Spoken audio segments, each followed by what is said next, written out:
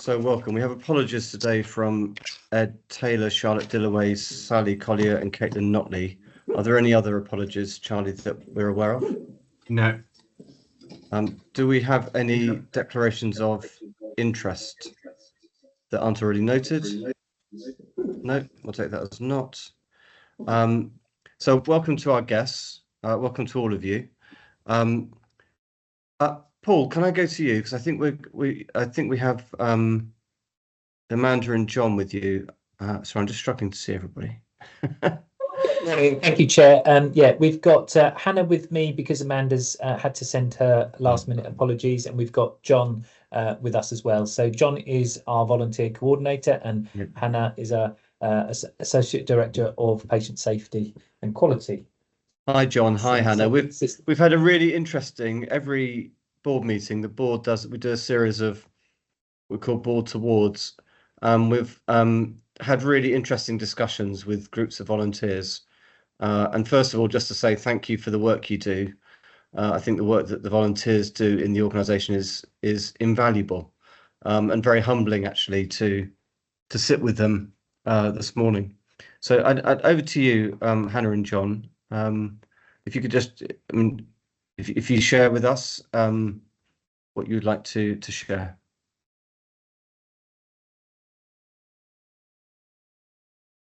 Okay.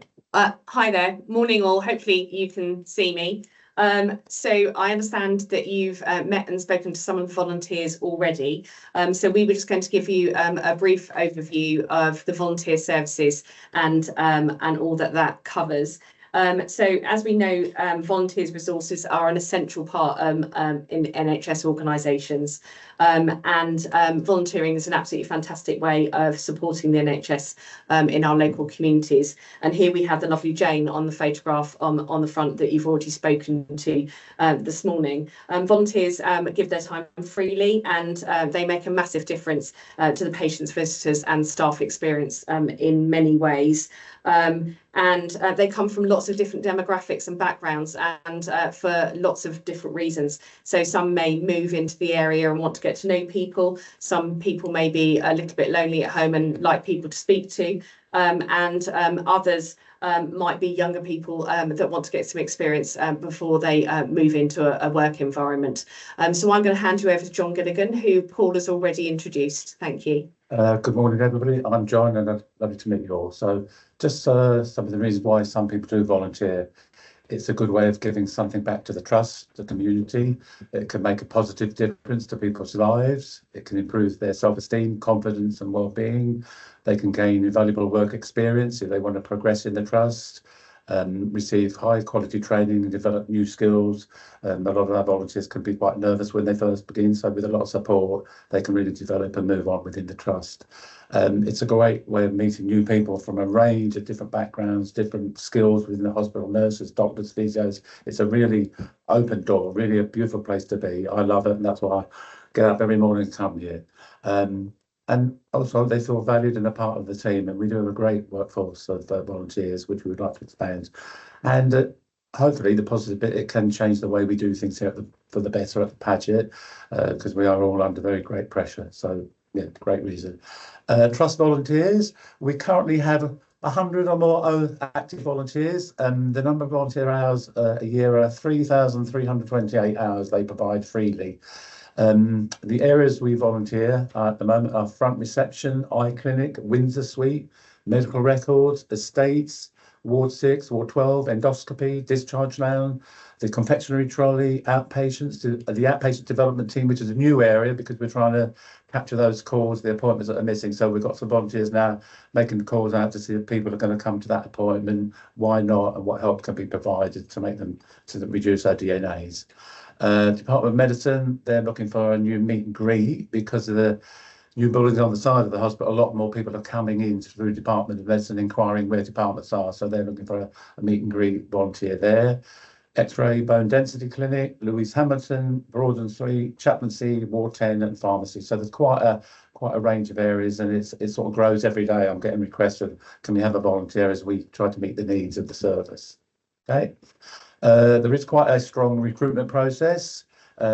process at the moment, ongoing recruitment. We've got a volunteer email, and I get inquiries every day to try and meet that demand. And we are currently working in partnership with the East Coast College, supporting the Apollo project, and people that need extra support, people that might not have considered a career in the NHS. And we've been successful there. We have got one HA now that did a care certificate with the college, and we've got 2 volunteers that have just started through that system. So as we grow into next year's term, hopefully we'll get a better influx, because we only started this year, so it was towards the end of the term. So they've got a better knowledge of our procedure, etc., about recruitment. So that's all positive. I also look after the Butterfly Volunteers, which are a group of volunteers that support our patients and families at their end of their life. And that was created by Liz Pryor in memory of her mother, who died unexpectedly. And she thought there was a need to sort of support people at that end of life, not only there on their own, but as nurses. And we're all so busy, it's the time. So it's just having extra time to sit with people, chat with them, support the family. Right, the butterflies commenced here at the Paget in 2019. The Anne Robertson butterflies are now in 21 organisations across the UK and Wales. They're with the NHS, which is one of the biggest trusts in England, down to Milton Keynes, all over the place. So it's really grown since we started. Since January to June so far, the volunteers have had 175 hours at the bedside, visited 769 patients, and supported 673 family and friends, loved ones. And we currently have a team of 10, and there's some more coming through the pipeline as I speak, because we want to grow that number. Because when we launched it, unfortunately, the pandemic hit us. So that was 2020. So we did lose a few of our volunteers in that period. So we do intend to grow that as well. Okay. Now, the volunteer driver and settle-in service is a new service, quite a lot of writing there, which was launched on the 25th of June through funding through the ICB and ICS, is to try and improve or help our patients that may well be in the discharge lounge longer than perhaps they need to, waiting for TTO. So that's fairly new, and it's working quite well at the moment. There is some teething problems, but we'll sort those out as we go along.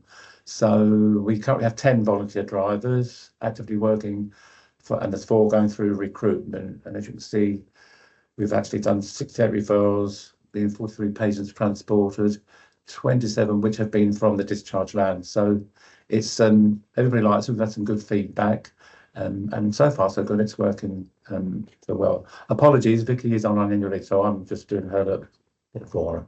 But it's everybody's quite like that service, and we've had some good feedback. So am I asking these now? Is that my? Well, I don't don't mind.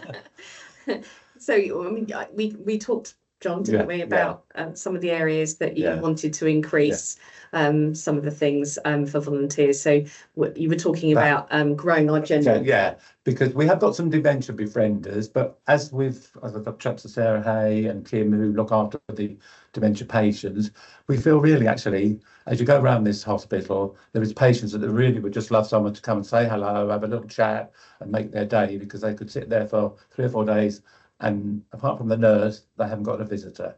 So rather than sort of increase our dementia befrienders, we'd like to grow our actual general volunteers. And in that group, if there's anybody that's got a specific interest in becoming a dementia friender, they can do some generic training with the safeguarding group and Sarah Hay. Also, in the past, we've had a better relationship with maternity and innate, so I'd like to expand that service there.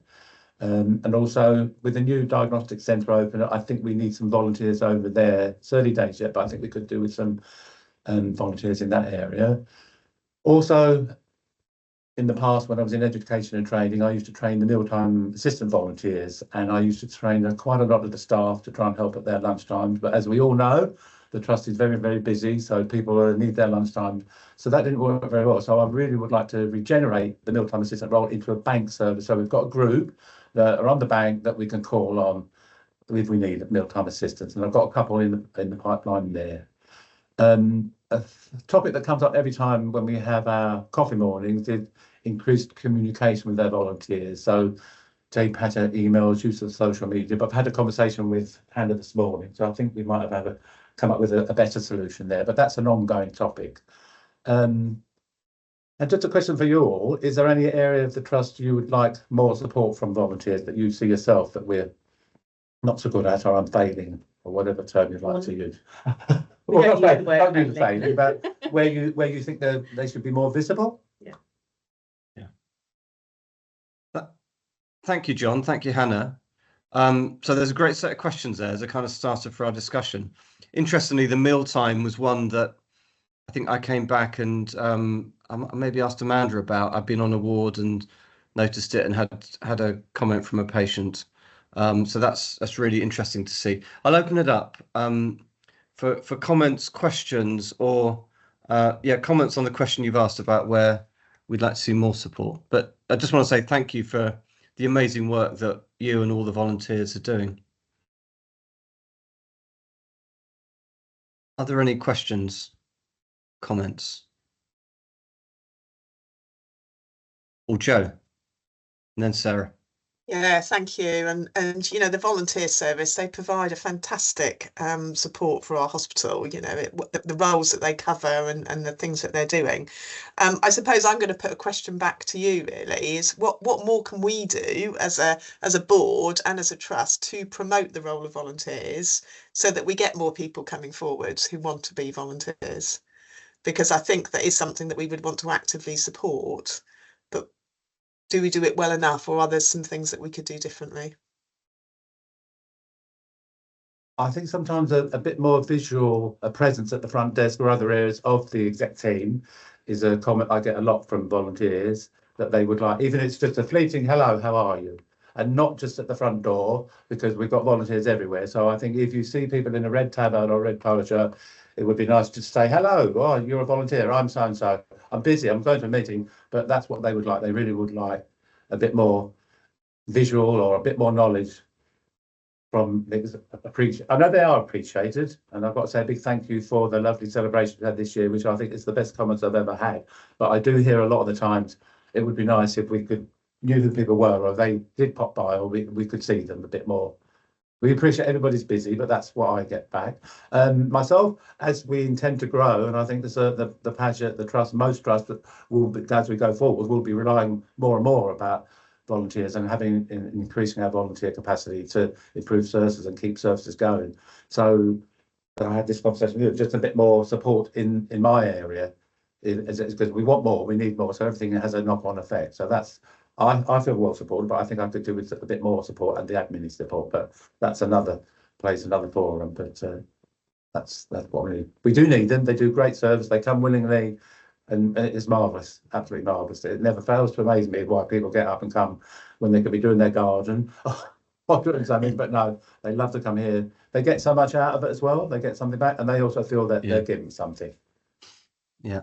Thank you, John. If I can just add that from discussion this morning, I think we've identified as well that we could do some more consistent and communication and promotion of volunteers and what they do, and social media sort of campaigns to encourage the recruitment of all different demographics of volunteers. It would be great to be able to have exactly the same demographic of volunteers as we get the demographic of patients in the hospital, and to really grow that and have volunteers for all, if you like. And I think we could use social media really well to support some of that. Yeah. Just following that, I think obviously with the college, we are getting a lot more volunteers that would like to volunteer that do need extra help and support.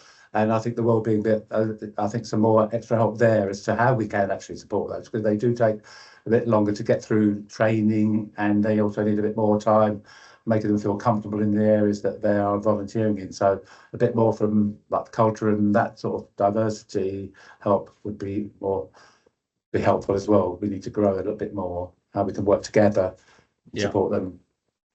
Thank you. So just before we go on, I think there's somebody with it. Can everyone else see a flashing screen? Yes, Maria. Yeah. Is it Maria? I think we can't actually see you. All we can see is purple lines flashing. I wonder if you could turn your camera off, because it's quite off-putting. Thank you. And we might have two Marias in. It's Maria Guest. Anyway, Sarah, over to you. Yes, some of the points I'm going to make about social media have already been covered, but I just wanted to say thank you. As someone from Milton Keynes, rarely gets mentioned in the same breath as James Paget. So for the butterfly volunteers, which I can confirm have reached as far as Milton Keynes. So thank you very much for that. I wondered, a bit of a mundane question, but do the volunteers have a uniform to make them easily recognisable round the trust? Is that to me? Yes. Yes, Yes, please, they John. wear a red polo shirt, Right. and also some of the ladies do wear a tabard if they prefer. So it's a red polo shirt or a red tabard. And the Norfolk and Norwich, they wear a red waistcoat in my memory. And it says volunteer Yeah, on it says it as volunteer. well, doesn't Yeah, it? yeah. Thank you. Just so it's clearly signposted. In terms of suggestions, leading on from the social media thing, mine was around use of technology. I wonder if we could be doing more generally across the trust to promote the use of technology and apps. So with the volunteer drive and settle service, for example, if there was a booking system on apps, and then the volunteers perhaps could help patients in using that technology better. I think somehow, that might help some of the flow through the hospital and be a good way forward as well for the future.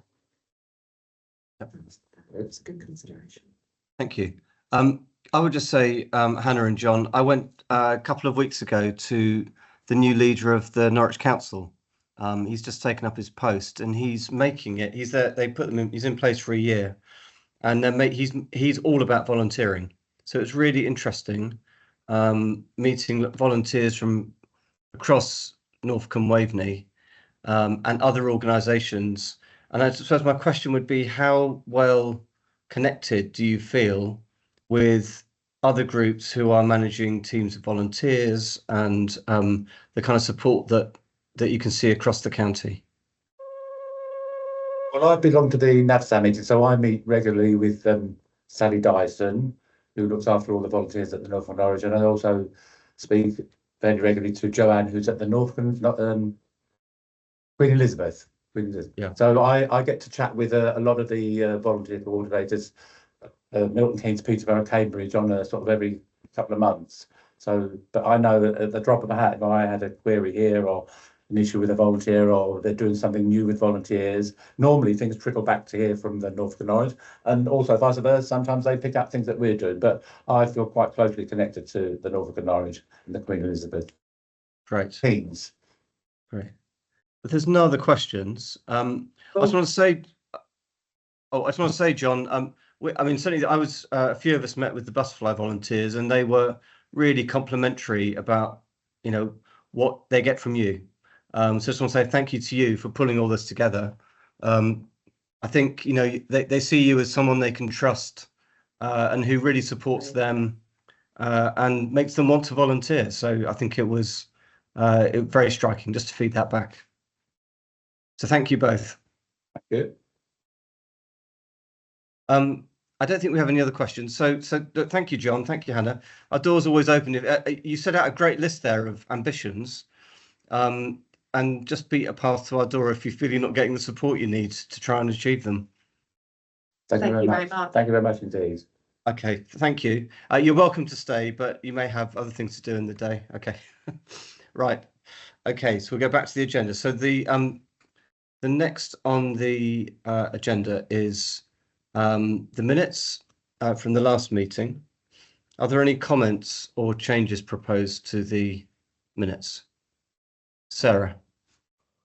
Hi, yes, just regarding the section on the the Workforce Race Equality Scheme and the Workforce Disability Equality Scheme, there's just a few elements that I'd like to clarify on that, which I've picked up with Sue Stebbings to do, if that's okay. That's fine. So there'll be some changes there. Okay, thank you. Joe? Yeah, thank you. It's page 15 of the pack. It's section 8.2. It's the last sentence of that section. We were saying that we would be submitting to the ICB in the region. This is regarding the nursing establishment review. I think that should be, we would need to submit to the ICB in the region. We haven't done so and not planning to at the moment. So I think we just need to change that. Yeah, good spot. Thank you. Mark.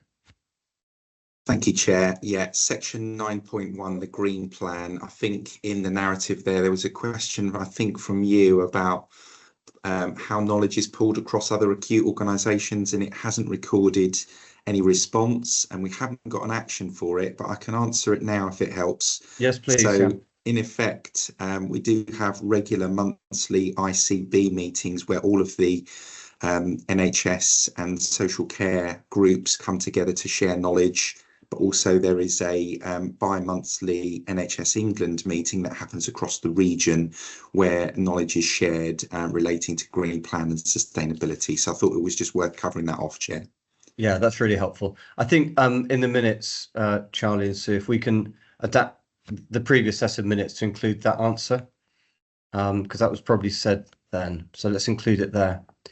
Any other changes proposed? So subject to those changes, is everybody happy to approve the minutes? Yep, can I see thumbs up, please, and nods? I can see 2 nods. Yeah, thumbs up. Okay, great, thank you. That's taken. So if we go to the actions, they're all proposed for closure, apart from one, which Paul, I think we're looking for a verbal update on the maternity improvement plan.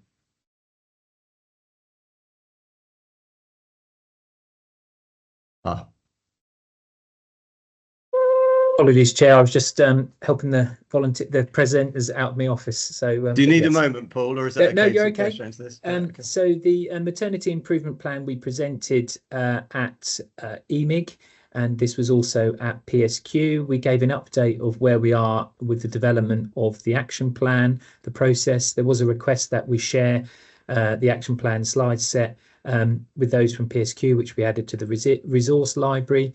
And then there's further development into a very detailed action plan presentation at the next EMIG, so the Executive Maternity Improvement Group. And that's for next month. Okay, thank you for that. So I think we can close that action. Is everybody happy to close the actions that are there? Just want to double check. There's nothing remaining. Yeah. Okay, that's all good. Okay, so we'll move on. So if we go next to my update, I mentioned the new leadership of Norwich Council. It's for a year. It was very striking that he was all about giving it a purpose for his year in office, and it was all about volunteering. So this is really timely, I think, our visits. And the private board will share the discussions we've had with different volunteers. But there's clearly an emphasis from the council this year around volunteering. Obviously, we've been through an election period, so I've been involved in a lot of pre-election and now post-election briefings on what this might mean for the NHS and the trust. And Joe and I and others have been having lots of meetings with other chairs, the CEOs of the other health providers. And we've had the committee in common meeting and tri-board meeting since the last board. I suppose what I would say is there's a real emphasis from NHSE on finance and productivity. There's a financial recovery board in place across Norfolk and Waveney, and which I'm the non-exec member of. And it's been made very clear since the election that the need to achieve financial balance by April 26 remains. So it's been made very clear under new government that the a slightly different set of operating targets are being developed. There's a full review of NHS going on, which you'll be aware of, but that the financial pressure to meet our financial plan remains in place. And I just want to thank the exec team because there's a daily meetings going on to try and balance that pressure with the need to maintain patient safety and experience. And I think an acute awareness of the impact this can have on our staff and frontline teams in particular. So I've also received in the last fortnight a Freedom to Speak Up, which was requested to come straight to me, which I'll just share with the board, around that balance of financial pressure versus patient experience, patient safety, and concerns around that. So I say that just in this context, so that through this board meeting, which we would normally do anyway, we are very alive to that. But I want to thank the board for your daily balancing of this and maintaining of patient safety and experience. I've been on quite a few ward visits, a lot of it related to this, emergency department, wards 1, 4, 12. I've also spent quite a lot of time with our HR teams. I'm really struck by the desire for our teams to maintain their focus around patient experience. And just to refer to a few really important initiatives that are taking place. So there was an event for the electronic patient records, so that Jo will probably talk more about that in her update. But there was a very good day with the American supplier and a huge turnout. So Vivek, thank you. He's leading a lot of this work within the Paget and colleagues from across Norfolk and Waveney. This really feels like the start of something very exciting. We also obviously opened the DAC, which again Jo will talk more about. But these are all, I think, very important steps into changing the way that we deliver healthcare. And I also want to thank Jo and the executive team for setting up what I thought was a really good initiative, which was the leadership team meeting across the Paget. And there was roughly 150, I think, of senior leaders from across the Paget, which was a really good open event focused around leadership and looking to the future. So a lot happening. I'll just open it up for any questions. Okay, so Jo, over to you for your update. Thank you. Having trouble with my mouse. Oh, Stephen's just popped his hand up, Mark. Oh, Stephen. Just a quickie. I'm really pleased with, as Jo will know, about the leadership piece, and it's just checking in that there's more planned. Jo? Yes, I think we were talking about whether we were going to do them as a yearly event. We do have quarterly leadership summits, which we hold at the Trust, and we do those virtually. But I think we were planning on doing a yearly event. But Sarah, I'm looking for a nod, and for her and John. Sarah and John did all of the work arranging that session. So yeah, so there will be more in the future. Great. Okay, Jo, over to you for your update. Okay, yeah, thank you. I won't go through the report. I'll take that as read. As Mark said, I was really pleased that we opened the CDC, the Community Diagnostic Centre, on the site this week. We have been having a few patients go through over the last couple of weeks just to check processes and the equipment, but it was officially launched and officially open on Wednesday. So that's the first of the Community Diagnostic Centres opening across the 3 acute trusts. So this is very much focused on the imaging equipment with a new MR and a new CT scan, and new ultrasounds and plain films. So all brand new equipment. So lots of staff training has gone in prior to the launch. Alongside that, we're still completing the building works on the second phase of the Community Diagnostic Centre, which will be on the 2nd floor of the orthopaedic hub, which is next door to the Community Diagnostic Centre, and there'll be access to physiological measurements and various other tests on that floor. And then the 3rd centre for us is opening at Northgate Hospital in Yarmouth. I'm really pleased that we're being able to put diagnostics out into the community, and certainly helping some of our patients who live either in Yarmouth or to the north of Yarmouth, having access to, there'll be CT, other psychological measurements, and breast screening on that site. So some fantastic developments which will really help improve patient care and outcomes for our population. As Mark said, we have now signed the contract for the EPR, which again is going across the 3 acute hospitals. So there was the launch event last week where all of the 3 trusts came together with the supplier. So lots of work is happening in the background. That will land with us for testing in September, which will kickstart off a massive programme of work across the 3 trusts involving all of our clinical teams and non-clinical teams. So we're ready for implementation in March 2026.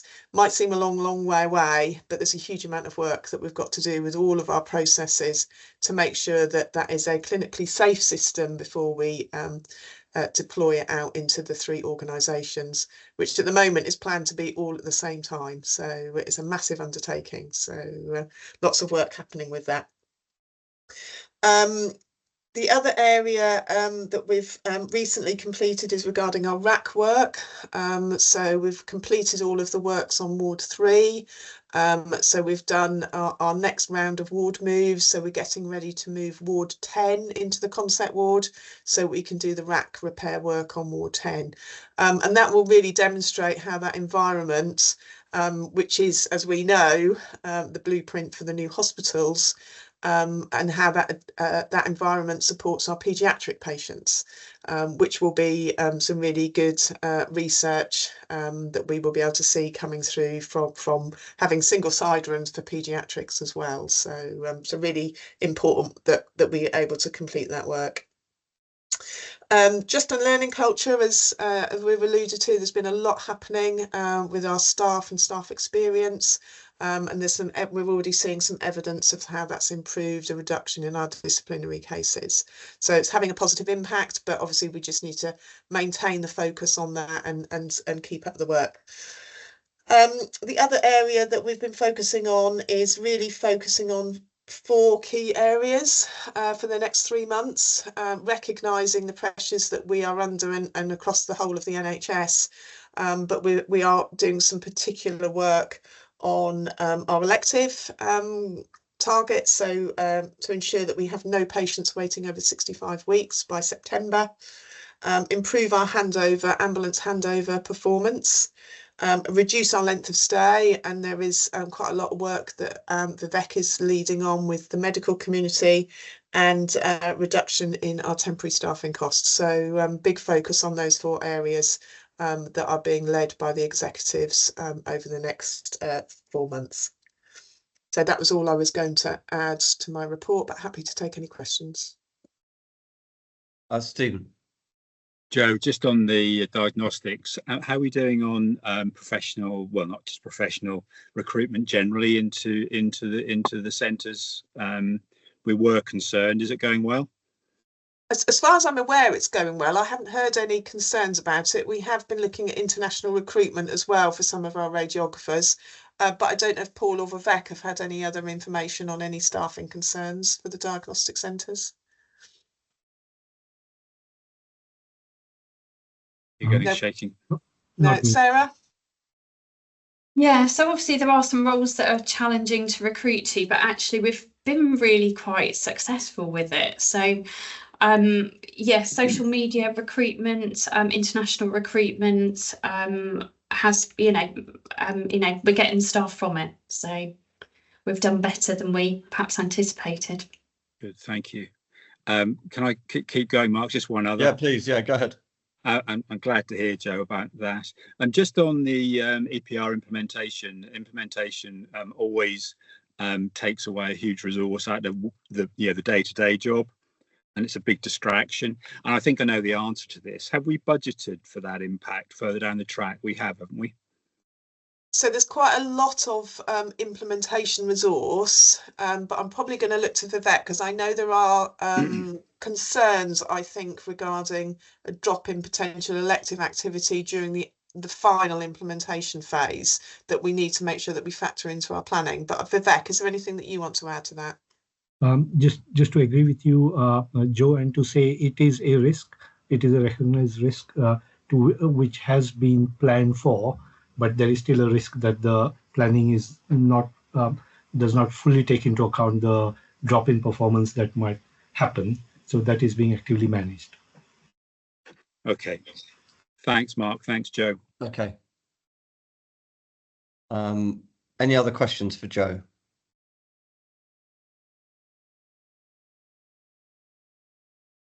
Very good. Okay. So if I could go on to the committee reports. The first one, Sarah, I'm coming to you for the Patient Safety and Quality Committee. Thank you very much. We've had 2 patient safety and quality committees on the 18th of June and 16th of July.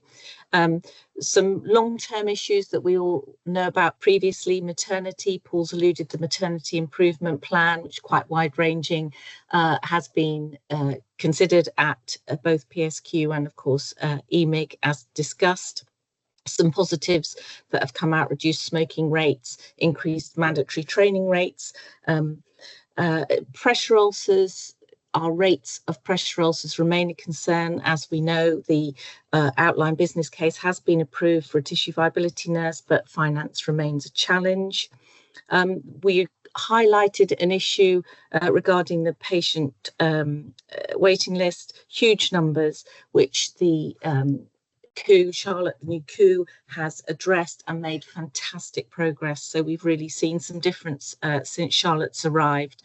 In terms of the integrated performance report, we noticed an increase in the number of complaints and, more worryingly, an increase in the response times too.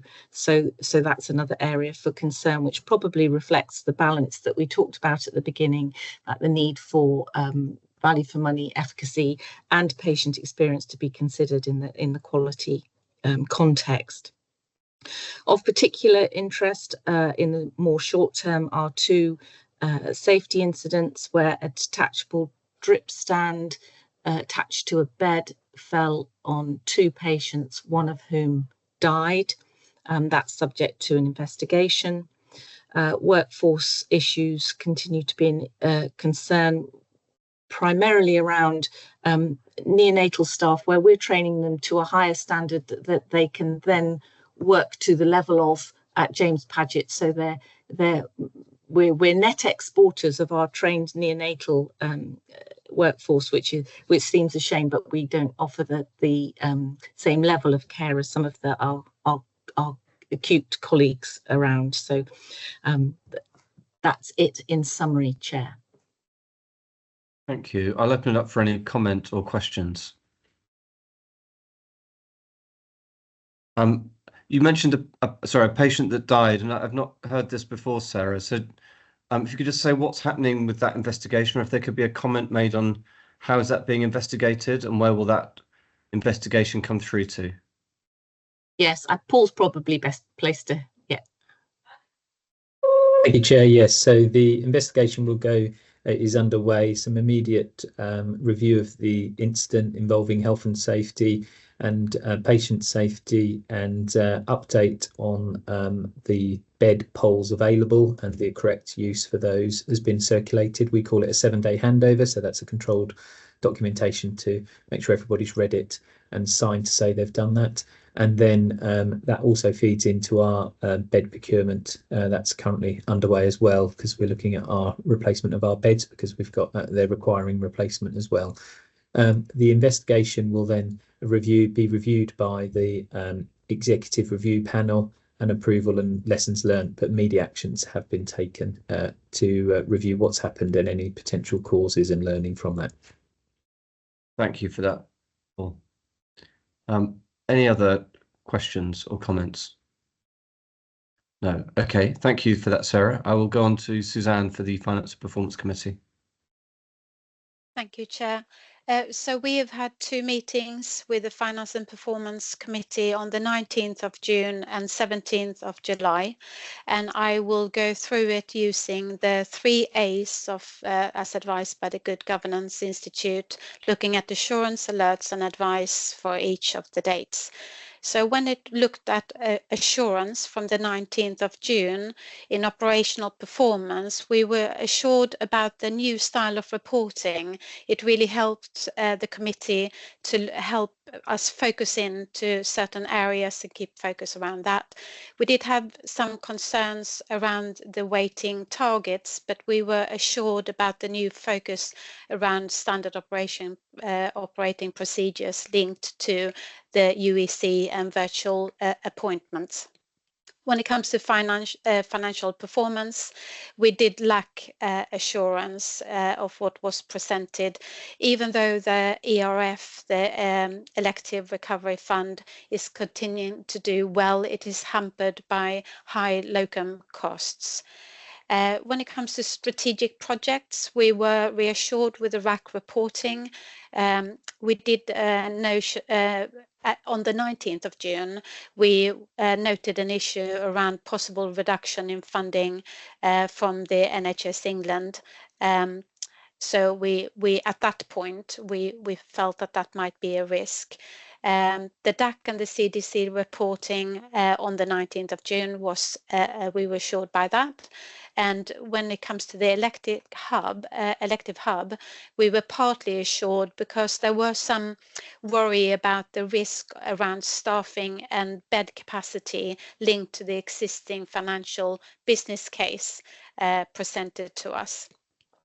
When it comes to the alert from the 19th of June, it was around the efficiency program reporting, and the committee noted that we were not assured. We noted that additional processes have been in place, and we look forward to monitoring over the future meetings ahead. When it comes to the elective hub, we alerted that there might be a need for a new business case in light of new staff model, but that was a query. In terms of advice from the 19th and the efficiency plan, board to consider project owners to ensure objectives are focused on and hence appropriately prepared to carry out the necessary work and leadership that we need for them to be able to change as necessary. And when it comes to procurement update, there was an advice for the committee to see and request the pipeline update to the next meeting. Now at the next meeting, looking at the assurance items for operational performance, we did see we were assured about the reduction in outpatients follow-up appointments. We had improvements in virtual ward occupancy, and the 78-week wait was near to clear. So we were assured by that, and the trend towards clearing the 65-week, we were assured that that will happen despite some challenges for end of September. The UEC, though, plans when it comes to ambulance handover, we were sort of partly assured that how that is going. But next month on the FMP, we will have a deep dive with our new coup and looking at how they will deal with that. When it comes to financial performance with assurance, we were partly assured about change in governance process for managing trust efficiency program, and the forecast against pipeline that we then received was positive, but we were partly assured why some project hadn't started. We wanted to know more about which programs, projects these were, and also that the fact that some of them, or many of them, most of them in fact, was related to non-recurrent schemes, which goes against what we had planned for. And when it comes to the red, as in what we were not assured on when it comes to finances, was limited assurance around the financial performance to date. The trust financial plan that's submitted in June showed a 5.3 million year-to-date deficit at month 3, but actually we had a performance at 7.8, so we were 2.5 million off plan. We know that we had an industrial action that contributed to about 500,000 loss of income. And we do know that we had large staff costs that I mentioned earlier, especially related to locums working at the weekend mainly. Efficiency for month 3 were 1.3 million against target of the 1.4, so we underachieved somewhat. When you look at what we achieved, though, most of the savings were recurrent rather than non-recurrent, so we are off track on that. We were, however, assured about premises insurance model, which is a national way to assess our infrastructure, both the buildings, but also the soft ones, which means like the cleanliness and how we can eat and how effective our care is. That was a very well presented report, and we recommended approval to the board. And we also were assured, despite all, with a 5-year financial plan and recommended for approval to board. And with the strategic program, we were assured by all of them when it comes to future Paget strategic outline case, the RAC updates, and we did indeed achieve or receive the full 1.7 million that we were worried about the month before. So that was great. And we were also ensured about the EPR update and progress around that. So that was very good and reported by the Vivek.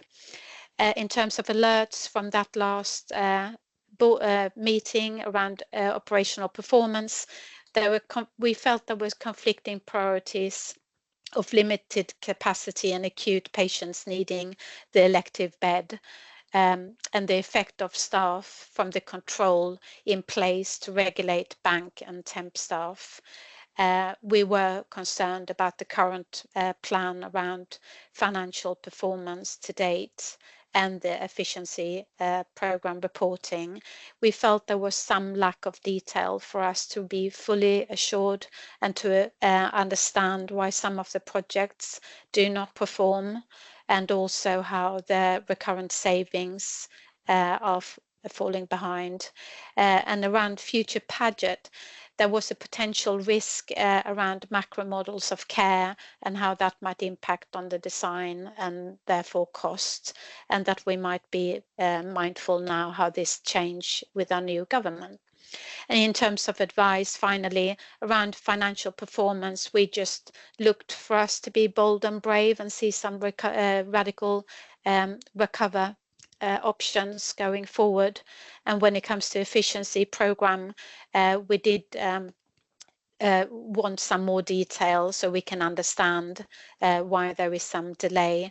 And also we'd like to see some details on the larger schemes so we can understand what is working, what is not, and why we are kind of in these situations.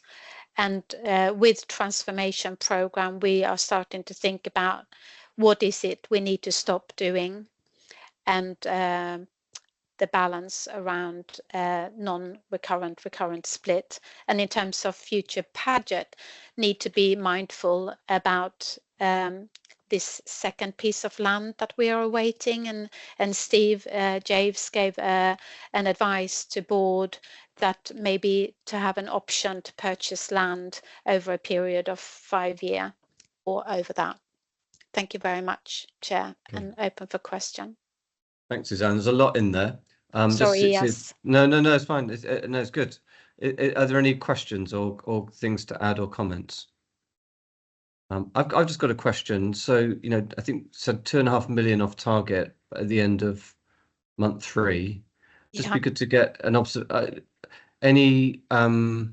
what's the prediction around our year-end outturn? Is that something that was discussed in the meeting? Does this affect whether we will hit target by the end of the year or not?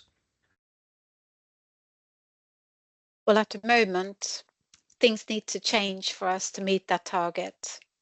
Okay. But I might want Luke to be able to defend that answer if you want. Well, and then Or we had Joe, that discussion. We've set up a discussion in private board, I think, to look at some of the options, as you were saying. So we can get into that in that discussion. Joe. Yeah, I was just going to add, obviously, it's an early heads up at the moment. There was some things that of particular notice that happened in month 3 that I think Luke will cover when we get to the IPR section. But I think it's an early heads up for us to think about what we're going to do differently to get us back on track. And I think that's a discussion for later on. Yeah, thank you, Joe. Okay, very good. If there's no other questions or comments, I'll go on to you, Stephen, for the People and Culture Committee. Yeah, thanks, Mark. This is for 20th of June 24. I'll start with 3 alerts. One is far more important than the other 2 in terms of debate, but I'll just alert Paul, given that we're under alerts, that I'll come to him at the end just to comment and develop it. The first one, we were just having a look at the education plan and ended up with the decision to escalate this issue to board for awareness, not for solution, awareness only. The discussion was around clinical apprenticeships being put on hold, which developed into a debate and a note that UEA and Suffolk University have seen a 50% drop in nursing students. That then developed into the workforce plan, and potentially that in 3 years' time we may have some very serious recruitment concerns. And it's that bit that I wouldn't mind Paul just developing. And as I say, I don't want to get into the long grass with that today, but because we'll take it back to P&C. And I think 1 or 2 things have started to happen at ICB level as well in terms of potentially recognising that. So Paul, if you can be on alert for when I finish, or Joe. The second alert is just that the new people plan is in place for 24-25 with an emphasis on talent management and succession planning. And the third is that, as you're all aware, the Freedom to Speak Up Guardian external the external facility is now in place, and we're monitoring it, and it appears to be working well. The assurance piece is pretty straightforward. The committee were assured across all of the headings on the agenda, other than the education plan piece, which I've already outlined in the alerts at the beginning. Additional advice, all nursing posts were revalidated within the hospital, other than 1 post, and that was due to a long-term sickness. The midwifery workforce plan will now focus on actions to drive improvements forward. And the wellbeing champion role is being held by myself, and I did report on that. And although currently we don't have a manager in post, I have done a review of the service, and I can assure board that there's a huge amount happening and some very interesting work being done in reviewing the various areas that we offer for value for money. Under operational matters, the board assurance framework and risk were considered with no concerns. The integrated performance report was received and generally was positive, albeit that the committee still need to be fully assured around progress and actions related to long-term sickness, particularly within the healthcare assistance and estates divisions. But I believe, well, I'm assured that work is taking place in those areas.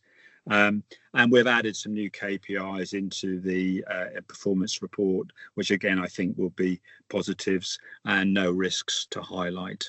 That's me done. But I wouldn't mind Paul commenting on that concern around where we might be in 3 years' time on the back of training.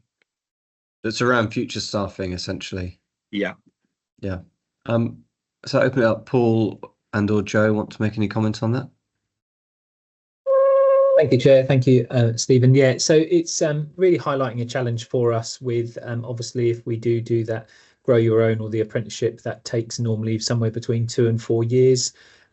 Because we are decreasing those numbers at the same time as decreasing the numbers we're seeing direct entry graduates, it's highly likely that we will have a shortfall in staff of professional staff registrants that will be able to be self-developed. We know that that will then put more pressure on the attraction piece to the James Paget, which we struggle to get attractions to the area. So we rely very much on graduates or grow your own or international recruitment, which is different successes across those, depending on depending on the professions that are being recruited into. Mark, if it's okay, sorry, Joe, I'll wait. Joe, apologies. That's okay. We did receive a paper this week to Hospital Management Group regarding how we support, I think it was apprenticeships it was scholarships, wasn't it, Paul, for nurses. So we're certainly looking to increase the number of scholarships. But obviously there is quite a significant financial cost associated with that. But we did support that as an initiative to be worked up in more detail. So recognising the issues that we will have with our workforce. So I think it's recognised. I think we are trying to do different things regarding our Grow Your Own, so to try and cover off that gap in the future. Sorry, Joe, I interrupted at the beginning. Mark, I was to say, really back to what I said in my introductory piece, I'd just like to take that away and put it under a lens at P&C and see what, potentially what the issues really are, where we're going with it and what we can do to arrest it. And also the point that you've been making this morning, to find that balance between the financial efficiencies and the fact that we need to be a little bit more lean, but to deliver the very best possible patient experience. Yeah, thanks. So I think it sounds to me as though effectively the forward plan, the 3 to 5 year forward staffing plan in this area, with what might we be needing and how might we be filling it, and what part does Grow Your Own and the other routes fill within that. Sounds like one to take back into the committee, Stephen. Yeah, we'll do that and put it under the lens and see where it goes. Yeah, thank you. Well, thanks for highlighting that. Any other comments or questions for Stephen? In which case, I'll pass on to John for an audit committee update. Thank you, Mark. The audit committee meets 5 times a year, quarterly, and then we have an extraordinary meeting to talk about the annual accounts. So this time I'm reporting on 2 meetings. We had one on the 6th of June where we talked about the annual accounts, and then we had a meeting last week on the 18th of July. In terms of the 6th of June meeting, it was dedicated to the accounts. We had internal and external audit there. Internal audit gave us an update on 2 of their audits: discharge process, which they assessed as a medium overall risk, and a data security toolkit, which was very green. It was a low risk audit. They also gave us virtually the final draft of their annual audit letter, and a little bit of disappointment there that they reduced the assurance they gave overall to limited assurance. I'm going to come back to that in a minute, because we indirectly dealt an awful lot of those concerns at last week's meeting. So I'll come back to that limited assurance. In terms of external audit, we had KPMG in. 2 components to their work.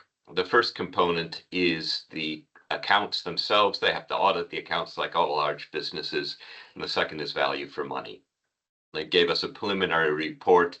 The report was then finalized and discussed and reviewed at an extraordinary meeting of the board to sign off the accounts at the end of June. I think in terms of the good news, we've come to expect Ed and Luke and the rest of the finance team to do an extraordinary good job of the accounts. There's virtually, they found a few minor comments that they wanted to bring to our attention, but it was a very clean set of accounts, and Ed and the team have done that repeatedly. So it makes the role of the audit committee quite easy when the accounts are so clean. In terms of the value for money, at the June meeting, they raised some concerns with us, but by the time they came to the end of the month and issued the final report, they went green on the 3 areas that compose the value for money: financial stuff, sustainability, governance, and improving economy efficiency and effectiveness. This is actually a slight improvement on where we were last year. In terms of governance, they had some concerns because of the recently completed CQC review on maternity. What they've said was that they appreciate what governance has been put in place around maternity, and they were able to move that to green. So that was a positive message. So we had signed off accounts and good value for money reports from the external auditor, KPMG.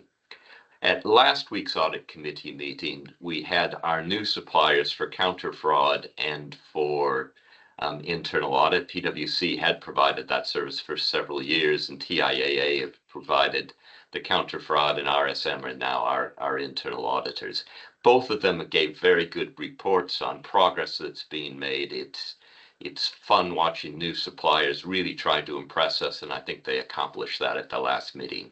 All of the audits are being completed on time. We liked the way that they were reporting information. They want to get us into a stronger position in terms of counter fraud, annual returns, etc. And so they were reassuring on that. We also had Joe come to the meeting, Joe Sigisbee, to come and talk about internal audit recommendations. We had a lot of internal audit recommendations outstanding in April, and with these additional audits, those were also outstanding. And we were concerned that the audit committee was concerned that they weren't being completed quick enough. Joe went a long way to reassure us on how these are being completed. Many of the outstanding items were completed, and Joe brought us progress reports on the remaining ones that are outstanding. And they really seem to have turned the corner on this. So it was reassuring to see how much work had gone into that. And we thanked Joe and the rest of the team for getting caught up on that. So coming back to the limited assurance on the PwC report, I think there was two components. The audits were done later in the year so that the actions weren't completed, and we did have some high risk audits that came out, namely around cost improvement program and temporary staffing. We have to remind ourselves that we set the agenda for internal audit. We ask them where we want them to look and bring value to us. So we don't pick easy areas, we pick hard areas. I think that had we had all of these audits completed earlier, had we implemented some of these changes, I would think PwC may have been more challenged to go with a limited assurance model on that one. So I think that we probably have turned a corner on that, and we're seeing some improvement on that. Clearly, we will keep an eye on this as the audit committee with the new internal auditors to make sure that we're not in that position. Again, it was reassuring to know that we are on time to complete audits on a more timely basis than we did last year. I'm happy to take any questions that people have. Any questions for John? Stephen. Just a comment, really, just to reaffirm John's point about the internal audit progress this year and the great work Joe did behind the scenes to get probably about, I think it was about 20 odd outstanding internal audits over the line, and there's only, I think, 3 left.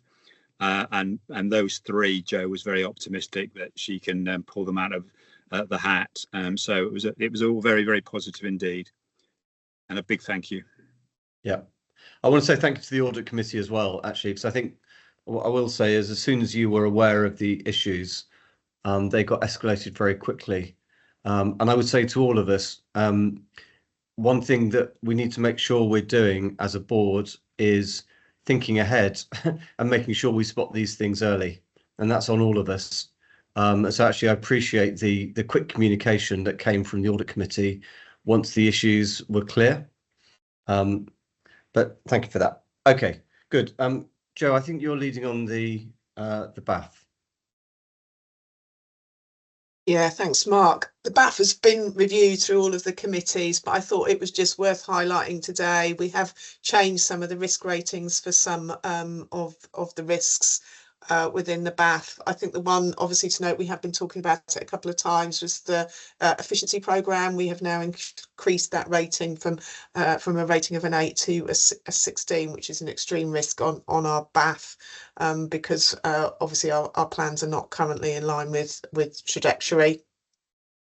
We've also increased the risk 431 related to organisational change, because we have got significant change programmes ahead of us, both for the efficiency programme but also linked to the EPR. So that has increased from a rating of a 6 up to a 9. We have decreased the one regarding our capacity from a 16 down to a 12, and this was linked to the improvements that we've seen with the elective recovery, where we've now reduced the number of patients waiting over 78 weeks quite considerably and on track for 65 weeks. And there were some minor changes to some of the other risks, but happy to take any other questions. Yeah, any questions for Joe? Joe, I will just ask a question. So that makes a lot of sense to me, to be increasing the risk around efficiency program to a high risk. I mentioned before about the freedom to speak up comment, I guess, you know, the feedback that had come up to me around as a board, are we more focused on the money, I guess, than patient safety and experience? I feel it is something we test out in almost all our board meetings, but I wonder if you just give a comment on that and the assurance around how on a regular basis, you are making that sort of keeping across that balance. Yeah, and it is a balance, isn't it? You know, we've got so many priorities that we are having to sort of manage, both from a performance, a finance, and a quality and safety and patient experience and a staff experience. So it's trying to balance all of those off within the constraints that we are working. And we had to make, you know, some quite difficult decisions over the last month, and that was related to those 4 priority areas, one of which was temporary staff and controls. So we know that there are still some areas of improvement that we need to make with our temporary staffing controls. So we had to take quite a hard decision on making some changes, which were quite impactful for the organisation, because that did change quite considerably. But I think it's worth remembering that, you know, we do monitor our patient safety and quality by all of the walkarounds we all do as board members. And we're able to triangulate some of those visits alongside what we're seeing through incident reporting and the IPR, just to make sure that we are live to some of the impact some of the decisions are having on staff. And for that particular situation, there was a listening event held by Paul and John to really open up and listen to staff. And again, that's an avenue that we actively encourage with staff to raise concerns. And then some additional changes were put in place as a result. So I think it's about being live to the challenges that we have, the priorities that we're trying to balance, but being very open to hearing from staff and our patients about their experiences, which help inform some of those decisions. Yeah, thank you, Joe. Is there any other comment from anyone, or any questions around that or anything else on the BAF? Excuse me. Stephen.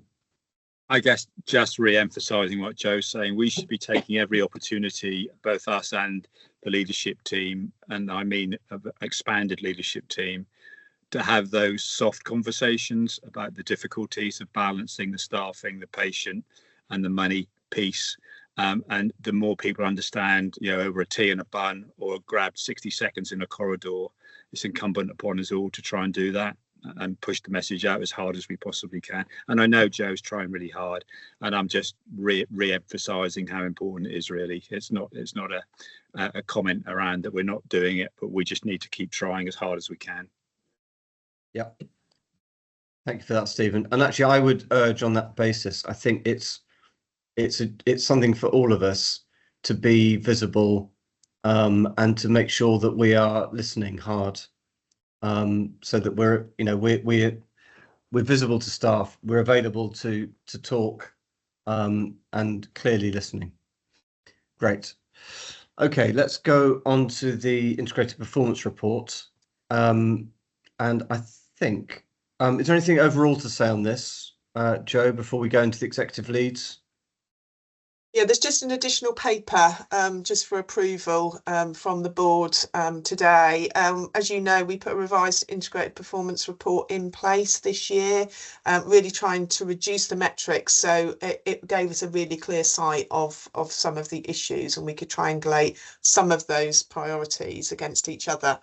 It was alongside the draft oversight framework. We're still waiting for that to be finalised, so some of the metrics may change. But when we're reflecting on both the board assurance framework and the IPR as being the two key pieces of information linked to our strategic priorities, I've done a bit of a sense check of the year 2 delivery plan, which you'll see later on the board agenda. And I think there's a few key metrics that we now need to pull out and include in the board IPR. I don't want to go back to having a very extensive IPR that we had previously, but I think they are key ones that will keep us sighted on our strategic objectives and that year 2 delivery plan in an easy format. So they're listed in the report, so I'm looking for board approval of those. Yeah, so does the board approve that? I think they look very sensible to me. Thumbs up? Yep, approved. Thank you. Right. And then we can go straight into the IPR. I'm quite happy for that to go down to each of the exec directors, and I'll cover the operation for performance for Charlotte. Okay, so Paul, I think is there anything you want to say first around the is it you first? Yes, quality and safety. Yeah, thank you, Chair. So we had 3 out of the 8 key areas to focus were not achieved, with 6 out of 9 of our safety metrics for our stroke and SNAP data we did achieve, which was good, and we moved from a C to a B, which was encouraging, as we'd been down to a C for the last few months. We knew that our inpatient satisfaction scores have remained stable and within normal variation. However, we did see an increase in 12-hour breaches within our emergency department with mental health, with 6 of these being related to awaiting mental health beds, but the remaining were within the department either awaiting assessment or needing acute hospital admission. So that gives them a prolonged stay, which we are providing a action plan to see if we can improve that metrics in the next month. So they are the key points. Our maternity fill also had dropped to 85.44 with our plan versus actual, but this was really due to short notice absence. So we're monitoring that and ensuring that safe staffing maintains in maternity. All other metrics were within normal variation limits. Happy to take any questions. Yep. Any questions for Paul? Just a question around the mental health weights, Paul. Notice we're not hitting those. Just could you give us some insight into our relationship with NSFT and how important that is to achieving our target for this? Yeah, that's vital for our for achieving this target and joined up working.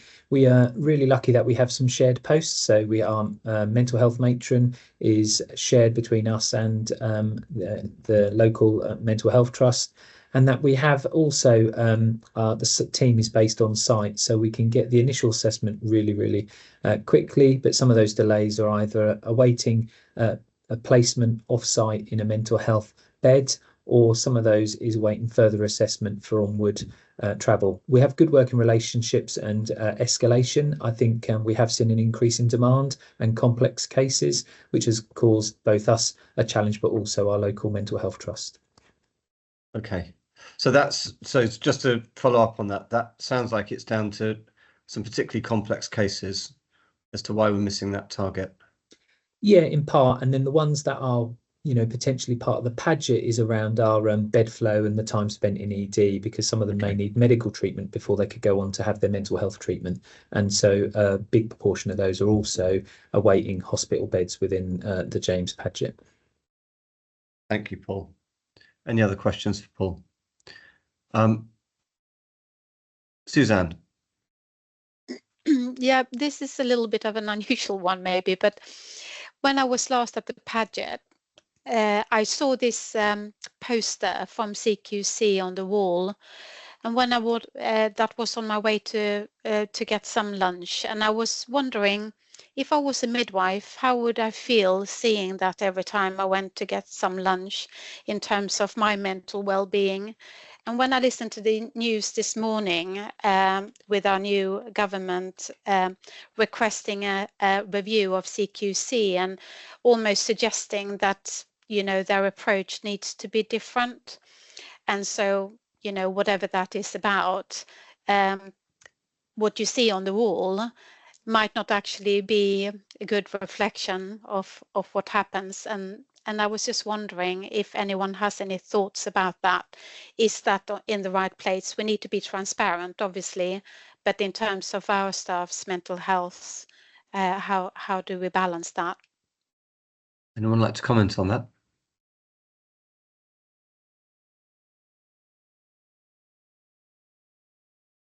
Joe? Yeah, do you want me to come in? I think it's a requirement that we have to display the CQC outcomes. I think you're talking about the ones in the main corridor of the hospital, aren't you? Yeah. So we have to display that. And obviously, you know, we need to see what the outcome of the report is and the actions that the government are going to be taking regarding CQC and regulation. So, you know, I think it's very early days to understand what the impact will have.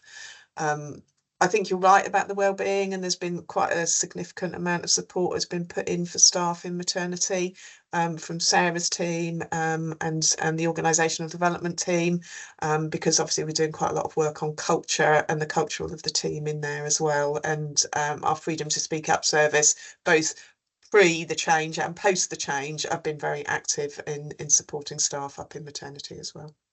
Thank you, Joe. Vivek. Thank you, Chair. I think it's just for awareness of the board with regards to SHIMI, the mortality indicator. There is likely to be a period of instability because the methodology for SHIMI has changed, and also COVID deaths are now included. So we are watching it with great care.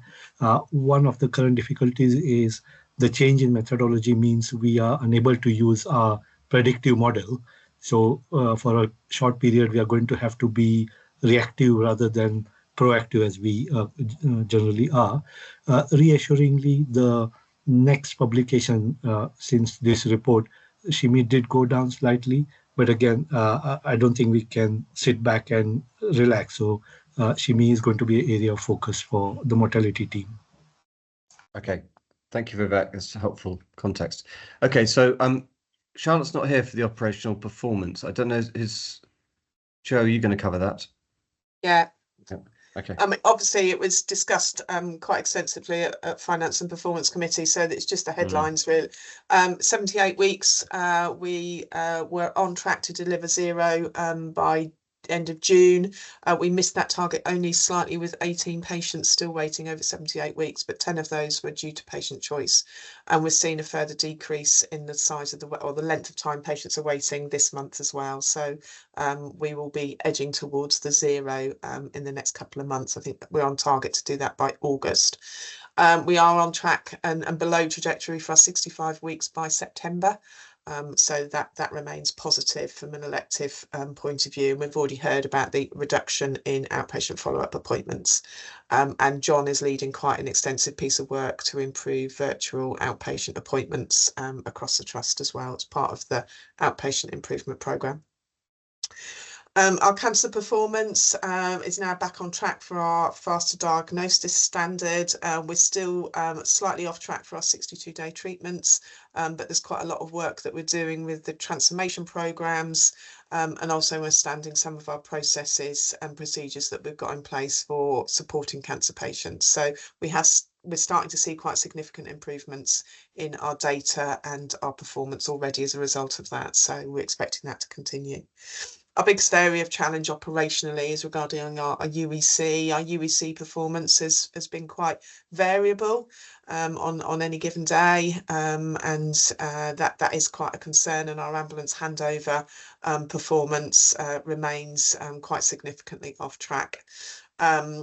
We have put revised long length of stay meetings in with the ICB team, and obviously Vivek is leading that piece of work on reducing length of stay across the hospital, involving all of the clinical teams and all of the wards, because if we can reduce our length of stay across the hospital, that will obviously improve flow within the ED as well. So big area of focus on our UEC. That's our highest area of risk at the moment. Happy to take any questions. Thank you. Any questions for Joe?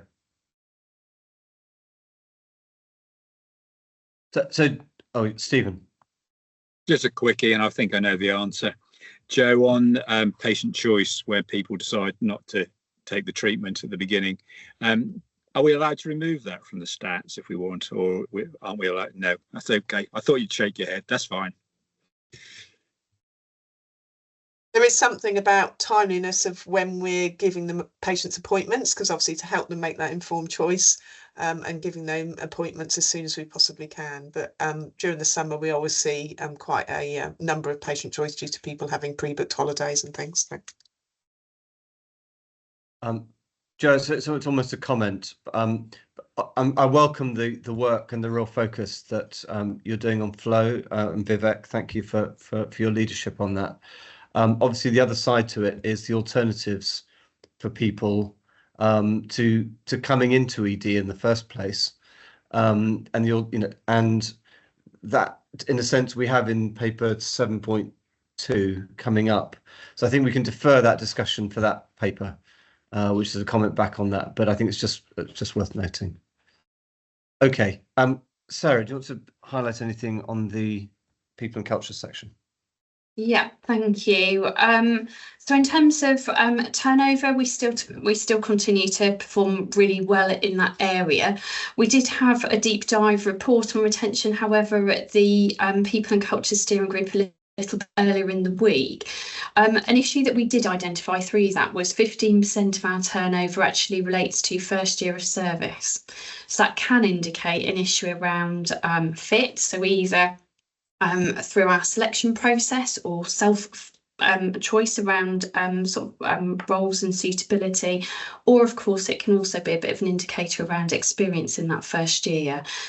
So we're just taking away a piece of work through the Staff Experience Programme Board just to kind of look into that in a bit more detail. It seems to be largely driven in relation to our admin and clerical staff, interestingly. In terms of mandatory training, then we continue to perform above target for that as well. However, we have seen a little bit of a decrease with our performance over the last couple of months for that. And we've also seen an increase around DNA, so people not attending for their planned training. So again, we're just going to try and just understand that a little bit better. And we've got discussion on that at the Education Development and Training Group next week, and to decide on a plan for that. Sickness absence, that's showing a deteriorating trend when we look at the annualised rates. So that's an averaging over the 12-month period. However, short-term sickness has been coming down over recent months, and our long-term sickness has reduced over the last couple of months as well. As Stephen indicated earlier, we know where the issues are. So the highest drivers of our sickness are around the additional clinical services staff group and around facilities staff as well. We're aware of the issues, and there is some work happening around that. Implied productivity, I'm just going to clarify exactly what this is, because I know we had a query on it at the board previously. So this is an indicator that basically divides patient activity in a month, and that is based on emergency department attendances, outpatient and admitted patient care contacts by total employed whole-time equivalent staff, and it also includes whole-time equivalent bank and agency hours worked as well. That's been showing a bit of improvement, although in June that dropped a little bit, which coincides with the period of industrial action where activity was also reduced. And then finally, just around appraisals, this does continue to be an area of quite considerable challenge, although for one of our divisions, actually, there's a good improvement trajectory that we're seeing with that. There's lots of work happening here. It's an interesting area because actually what our staff report through the staff survey is a much better kind of level of performance than we see coming through our data. And we also see through the staff survey kind of, a significant improvement around quality of appraisals as well.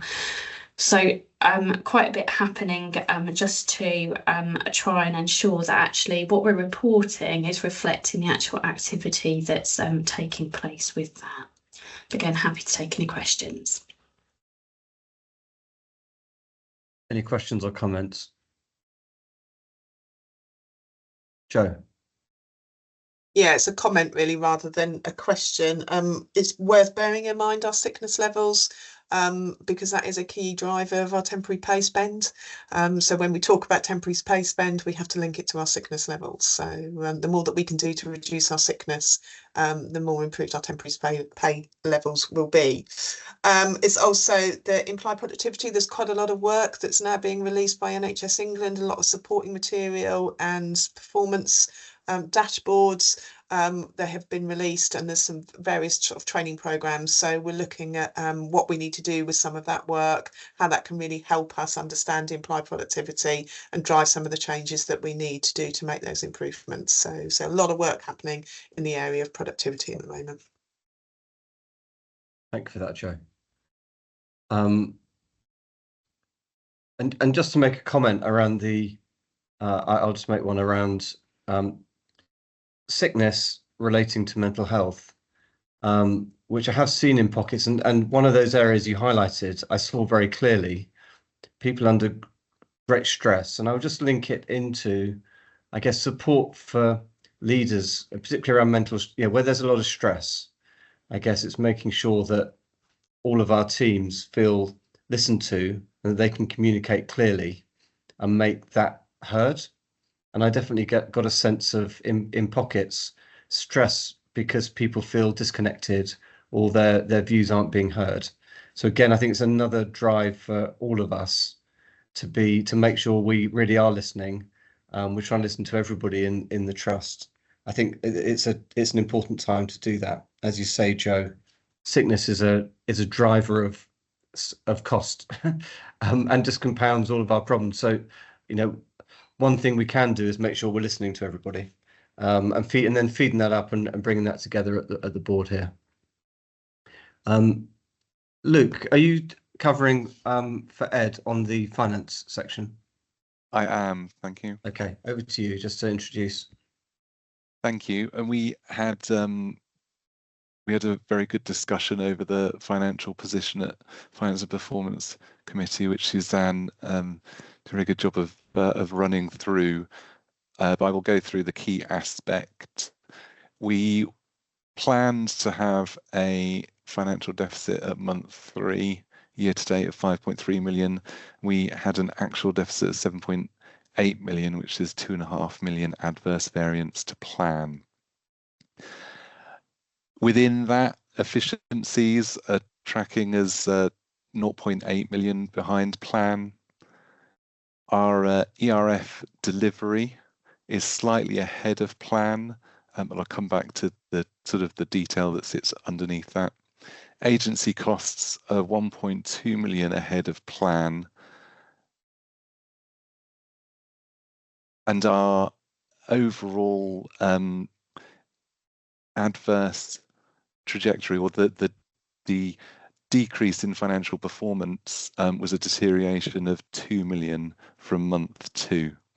What we experienced in month 3 was the impact of industrial action. So we estimate the overall impact on the trust's financial performance, and part of that 2 million deterioration is around 750,000. That is the lost income that Suzanne referred to as around 500,000, and additional costs of 250,000. In terms of the ERF income, we are still ahead of plan, but in month 1 and 2 we were tracking significantly ahead of plan. We have the trust has spent more than planned on delivering additional ERF activity, the costs of which were more than covered in month 1 and 2. However, although we're still on track finance-wise for delivering against plan, the hit to delivery of industrial action meant that the costs that we have incurred are now more than we were planning for, and that's part of the drift in financial performance. Thank you, Luke. Great. Any questions or comments on that? I've got a question just around, so we've done a really good job around lots of the elective waiting lists. And I just wondered, what are the controls we put in place, I guess, to make sure we're doing that in a way that doesn't impact us negatively financially overall? Does it cost us more to do that than the revenue we get in? No, we have carefully reviewed all of the plans that the trust had to deliver extra activity, either through insourcing with other companies coming in to provide that activity for us on site at the trust, or through the running of additional lists and weekend work. Those plans have come through to HMG and been sort of thoroughly worked up from a financial perspective. Thank you, Luke. That's gives assurance on that. Thank you very much. Any other questions? Okay, great. So, Joe, can we go on to item 7.2, which was I guess a request for us to submit a response. Just want to quickly explain what this is, but for this we are looking for approval. Hang on. This is discussion. Sorry, this is for discussion. But Joe, it's just for discussion really today. This was on the back of quite disturbing programme that was run by Dispatches by Channel 4. I'm sure a number of you would have seen that, regarding patients being cared for in inappropriate settings over the winter. So a letter was sent to us from NHS England. It's in the board pack, and there was some key priorities for us to consider as a board. The first one was regarding limited access to alternatives in ED, and as you alluded to a few minutes ago, Mark, I think that is something we definitely see in our area. We do have quite limited access to alternatives to ED. We don't have any minor injuries units or any off-site frailty services available for our patients. There is a limited urgent community care response provided in our locality, and we have seen since COVID the investment in the Urgent Care Coordination Hub, which is a hub that provides care coordination across Norfolk and Waveney, and has done a huge amount of work actually supporting ambulance conveyances and alternative pathways, but it's quite limited in size and limited access to where those alternative pathways are. We have had audits done of conveyances to our ED department over the last few years, and again that's highlighted where patients could have gone to an alternative if an alternative existed. So I think it's really important that we do start to think about this in our design for, you know, the new hospital, the macro models of care work that we're doing, and the work that has been led by the ICB at Cambridgeshire and Peterborough regarding new care models, and really looking to see what we can work with partners to put in place in our local community for some of our population, mostly regarding our elderly and frail patients. There's also reference to a hospital flow, and there's quite a lot of detail in the paper regarding our escalation plan. That was all reviewed at board back in December when we were looking at our seasonal resilience plan, and all of those escalation areas were discussed and agreed at that point. We also have revisited and refreshed our ambulance handover SOP, just to make it really clear when we have delayed ambulance offloads, what our actions are within the organisation. We've had a lot of discussions about alternatives to support ambulance offloads. We know our estate, it limits us considerably, both the size of our ward areas and our clinical facilities because of our ageing estate. So we're trying to maximise where we can, and there are a number of ward areas where we do that, and maximise the physical space that we have within our ED, taking into account the risks within the department, as well as the risks out of the ambulance. But as I said earlier, I think our challenge for us is our UEC standards for both the ED 4-hour target and also the ambulance handover. We've talked a little bit already about the length of stay project that Vivek is doing, and one of the other areas of work is working with our ESIST, so that's the Emergency Care Intensive Support Team, which is a national programme, thinking about our SDEC model, so our same day emergency care, and how we can direct patients away from ED and provide a facility and a pathway for patients and for our local GPs to access, which is the alternative to ED. We have been allocated some capital funding this year for that. So we're just working up some plans to really have something purpose-built to support that SDEC pathway over the next 12 months before the new hospital is built. So there is certainly some work that we can do internally regarding that SDEC model, and also an awful lot of work that we can do with our partners to look at how we can avoid patients having to come to hospital at all and support and manage them out in the community. So I think the letter was asking for assurance, for the board to be assured that these things are in place. I think we can provide assurance regarding how we manage patients and the flow actions that we're taking within the hospital. But I think we've got limited assurance regarding alternatives to ED, and also that plays out in our performance metrics. But happy to take any comments or questions. Are you on mute, Mark? Thank you. I think it'd be good to hear some comments around what you said there, Joe, about limited assurance on alternatives to admittance, and then assurance on how we're managing patients. So any comments or any other questions for Joe? So my view is, Joe, I think that sounds right. Your view on assurance. Do you know when we need to reply and who will make that reply? Yeah, I don't think it's a formal reply. I think it was just to make sure that we had completed that sort of assurance piece and had thought it through as an organisation, but I don't think there's a requirement to reply, but I will check. So any comments, either agreeing with what Joe said and what Charlotte says out in the paper, disagreeing, or any questions?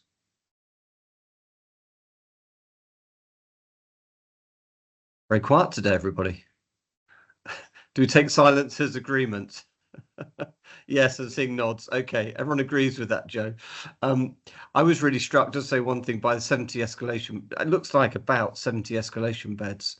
And I just wondered how many of those are funded or unfunded? Maybe are any of those sort of, I'm going to say, unfunded? Is that a valid question to ask even? It is and it isn't. I think it's very difficult to say we're funded or not funded for physical beds now with the block contract arrangement that we have. So obviously in our plan, we will submit a plan that says this is the resource that we need in order to deliver the operational priorities and care for our patients in a safe and effective way. We know that the allocation of funding that we received this year did not meet the requirements that we needed, hence why we have got the extensive savings target and still reporting a deficit. So, you know, the more that we can do to reduce our running costs and reduce, you know, our inpatient facilities, the better we will be with managing our finances and the allocation of funding. So we need. Okay, thank you. Well, if there's no other questions, we'll go on to the next section, which we have 4 sections, 3 of which are for noting and 1 of which is for review and assurance. But I think I'm coming to you, Paul, first for item 8.1. Thank you, Chair. So this is the safe staffing report. You'll note, I'll take the report as read and just give you the brief overview and highlights. We saw a decrease in our registered nurse shift fill rate, but remains concerned, but not within limits outside variation of concern. What is concerning is that this is for days over the past 11 months and for nights over the past 6 months.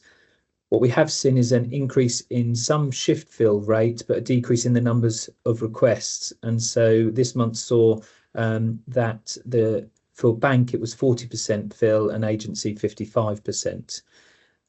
We have seen a small deduction in our care hours per patient bed day across with adults, peds, slight decreases. An increase in red flags for June, particularly across all fields, which was around one-to-one care, both for adults and peds. and maternity was delays in induction of labour, where there was 2 occasions. Increase with falls with harm and falls generally in this month, and medication instances saw an increase. These are relating to staffing levels. Staffing concerns raised by ED and Ward 1 due to acuity and escalation beds have already been noted in the paper as well. They're the key themes from the paper, and happy to take any questions. Thank you, Paul. Any questions for Paul or comments?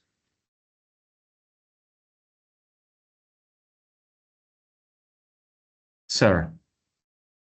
Yeah, I was just interested around the care hour per patient bed days, and you mentioned the reduction there. Just I wondered how we compared to other acutes with that.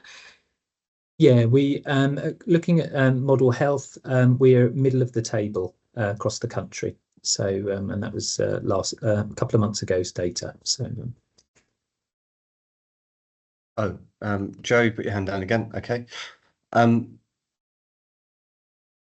know, Paul, this was a sense from looking through the paper that I think it's on slide 8. Some of the staffing issues underpinning the red flag incidents appear to be on specific wards.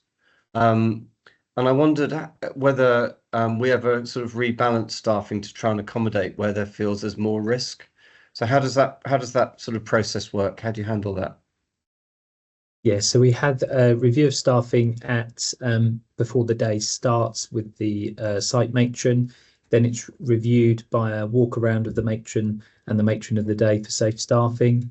We then have a touch point at 11, 1:30, and then a full review of where we are and for the next 24, 72 hours, depending if it's a weekend or a bank holiday. And that happens at 3 o'clock and is with me directly or my deputy. What we then do is at those touch points, we then move staff around to balance any risk or any additional staff requirements. If we can't balance that risk safely, whether it's going to template or in additional to template, then there may be the use of what we call Ward 21, which is short notice, bank or agency. So, thank you, Paul. So that's a daily process that's happening with that. Yeah, daily, Monday to Friday, and then at the weekends we have a matron of the day who also has a touch point, but there's only one of them, so they link in with gold on call and silver on call for any escalations. Thank you. Any other questions, comments? Okay, so moving on to the midwifery workforce review. Yes, again, I will take the paper as read. This really is a focus on maternity and the safe staffing, which is under the Safety Action 5, a part of the CNST Year 6 submission, which details the requirements for compliance. And we have self-assessed that we are compliant currently with all of the stages within CNST Safety Action 5, compliance with the Safety Action 5, and it's provided for your information and review of that. Thank you. Yeah. Any questions or comments on this one? Joe? Yeah, so it's just a question, because is it from a procedural point of view, do we actually have to approve this report for CNST, or is it just that we needed to present it to the board for CNST compliance? It's for noting, so the board has seen it. Okay, as long as we're compliant. What we don't want to do is trip ourselves up and find that we haven't met a requirement. Yeah. Okay, good. So the board has noted this. Thank you. Joe, your hand's still up, I think. Yeah. Okay, great. So we're going to the next one, Paul, the complaints annual report. Thank you. Yeah, I'll take the papers read. The next couple of papers are slightly larger. They have been presented at sub-board committees and gone through the detail in full. But overall, the annual complaints report shows a decrease in formal complaints. The 3 themes in complaints remain the same, which is an aspect of their clinical care, communication, staff values and behaviours. We have seen the independent complaints. Health Ombudsman has upheld 1 complaint in the previous year. And what we have seen is just under 2,000 PALS inquiries, with just over 41% is compliments. The remains are either remaining sort of just under 60% is around some of those are concerns, and some of those are queries about communication sent, where do they need to go, can they park, and sort of general inquiries which are dealt with. The main has been compliments, but there is waiting times and communication are the main themes around the concerns being raised by the PALS service, but happy to take any questions. Yeah, thank you, Paul. I always think this is a really important report for us to see come through to board. John. I think it's an exceptional report. I'm really impressed. I think that the word learning keeps getting weaved throughout the report. I'm used to seeing monthly reports at boards, NHS boards, but I much rather see this report. I think your responses are reasonably good. My one question is 2.13, you say there's no available comparisons for 23-24 data.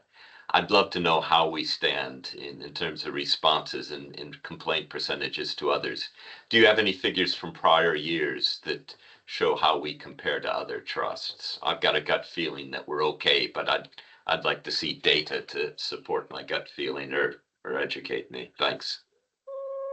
Thanks, John. Yeah, I don't have to hand, but we are trying to do that to get that benchmarking piece, because then it's sort of like you say, you have an inkling, but getting that data so you can really compare. So that is on our list to do. So as soon as that's available, we'll make sure that's shared. Great. Joe. Yeah, I'm just noting the health service ombudsman increases this year. Should we be worried about that? I know we're saying that we're expecting a lot of those not to be carried forward, but the fact that we've had 7 referred in the first instance means 7 people haven't been happy with their response. So is that a concern that we need to do something about? Yeah, I think we are trying to get feedback on our how people have found the complaints progress, which is a challenge, because obviously those who have felt the need to complain often won't say it was a good process because they've felt the need to complain. So we haven't had any responses to our requests for how has the response process felt, or are they satisfied? So we are working with that to try and get that feedback. We know that there is an increase, and that could be a sign of unsatisfactory. Some of the complaints have been very complex. I think we have seen an increase, but only one's been upheld. So you could argue that perhaps those who weren't, that may have been a challenge to always fulfill their needs. But I do think it's something we need to constantly look at, because of, clearly we're not getting it as right as perhaps we could do. So we do need to look at constantly review our processes. We have been out of deadlines, and we know that we've seen that here with the complaint responses. So that isn't helpful, that especially if people are waiting a long time.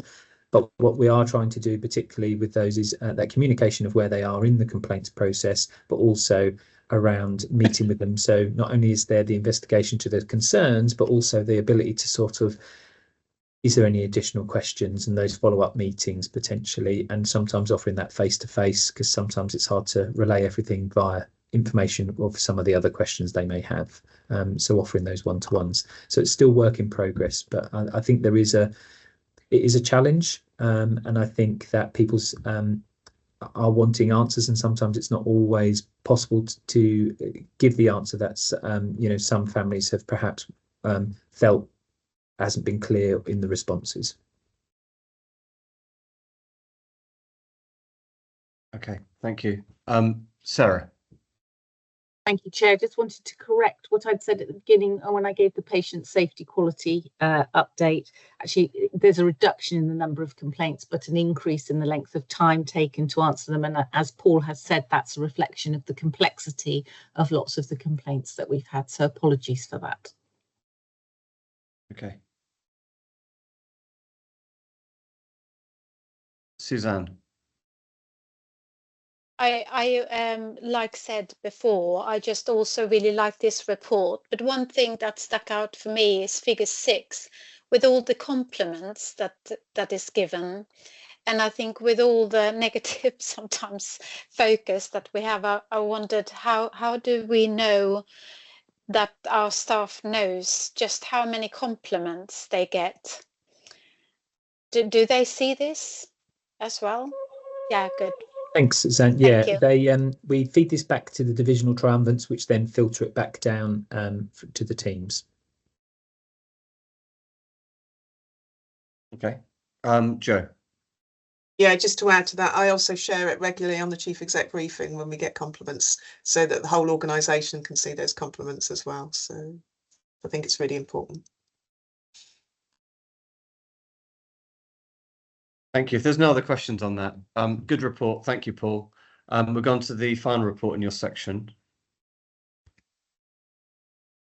Brilliant, thank you. The next one is the annual infection control report. I'll take the paper as read, but the key points really is that what we have achieved in the year is that we have continued to work as a team to try and improve the infection control across the organisation as we come out of COVID and return to business as usual for the infection control team. We're now looking at a bit of a review of the team structure. We've had some movement within the team, and that's going to create some reduction in the team. So we're having to look at different ways of working to support that. We have seen an increase in the benefits from an infection control point of view, particularly with our new concept wards, so single side rooms, and that's really been felt when we've had the addition of 28 rooms, which are ultimately 20 of those are single side rooms, so much more greater protection when it comes to infection control, ventilation, filtration, etc. We have also seen a good performance in our C. diff rates compared and benchmarking across the national stage. However, we did not achieve our reduction in gram negatives and our challenge of 50% reduction nationally for all organisations, and we didn't achieve that. So that is a piece of work we're focusing on this year, working closely with the ICS and with primary care. I think it's important to highlight that the work with C. diff and the improvements that have not only been made for several years now, but also maintained, is due to our good working relationships and joint working with our local GPs, as well as our clinicians within the acute trust. They are the key points from the report, but happy to take any questions. Thank you, Paul. Any questions for Paul? Okay, so I think that as a board we can note this paper and Joe. Yeah, sorry, my mouse is a bit sticky today. Surgical site infections. Obviously, this has been a concern for us for a number of years, hasn't it? Looking at the data in there, are we still above the national average for surgical site infections? Yes, we are. But we have periods where we are, and then we have periods where we are. We're not, but overall we are for the year above. And have we got clear monitoring of that and oversight? Yeah, the division has a surgical site infection that links in with the surgical site reporting nationally. We report all surgical site infections. We also report and include those which are self-reported from patients. This is where there is slight variation, but we have checked with the national team and they have concurred that we are doing the right way of reporting, because we wanted to make sure that we're reporting in the same way as everyone else. So we're just reviewing that. The divisions do the audit themselves. That's previously been done by the infection control team. But there is a clear meeting and action plan relating to surgical site infections, particularly between the two sites. So we have knees and hips. And there is a variation in those infections. We have an extensive action plan from looking at the estate, and all those actions have been completed. Air filtration, and then its surgical technique has been reviewed, and we've had a surgeon external to the trust previously come and do a review of our operating practices as well. Okay, thank you. Sorry, just to follow up on that. Joe, do you think there's anything else we need to be doing? There's clearly a lot of review being done to see why we're above average. Do you think there's anything else that we need to be doing? I think we're still going to continue to do the review. I think the elective hub, when that comes online, will give us a different environment, which is something that we haven't seen. So then there'll be an opportunity to comparable data. So elective surgical site infections in the existing theatre environment compared to new in theatre environment, you know, there might be some things there that will give us another opportunity to review and see if it has a positive or a negative impact, as well as continue to work around, you know, the human factor elements involved in the operation process and theatre environment. Okay, so maybe once that's all online, we could ask you to report back on the impact that's having on this. That's probably an action not for the next board meeting, but the one after. Probably aiming for somewhere in December, January time, just so that, because if they're moving, if you're happy, I'll pop that on. Yeah, that sounds right. Thank you. Joe. Yeah, and it's probably just to add, I was in theatres a week ago, and I did see a notable change in practice in theatres, and they're really locking down orthopaedic theatres, so to prevent the risk of contamination. So I thought that was a really positive step that they have taken to try and reduce surgical site infection. So I was pleased to see that. But again, I think you've already picked up, I think once the elective orthopaedic hub is open, it'll be interesting to see what impact that has on infection rates. So we might not see that until next year.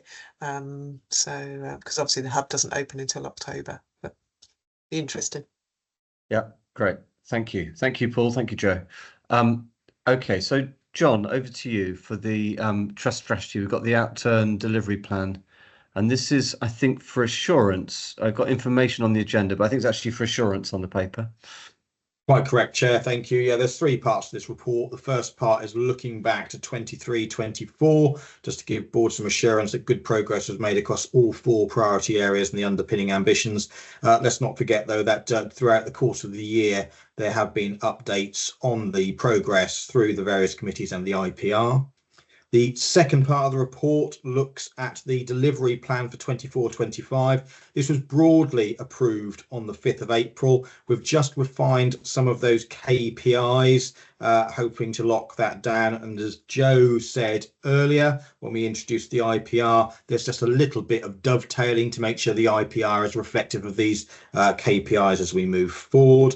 And the final part of this report, and I think this is a sensible request from John Hennessy, is we have a bit of a gap analysis as are we on track for delivering the overarching 5-year strategy.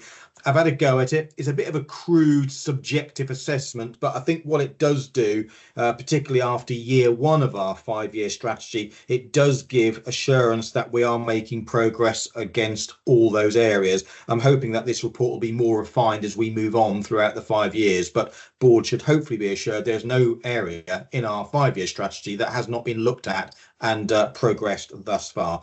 Happy to take any questions, Chair. Okay, any questions or comments? John?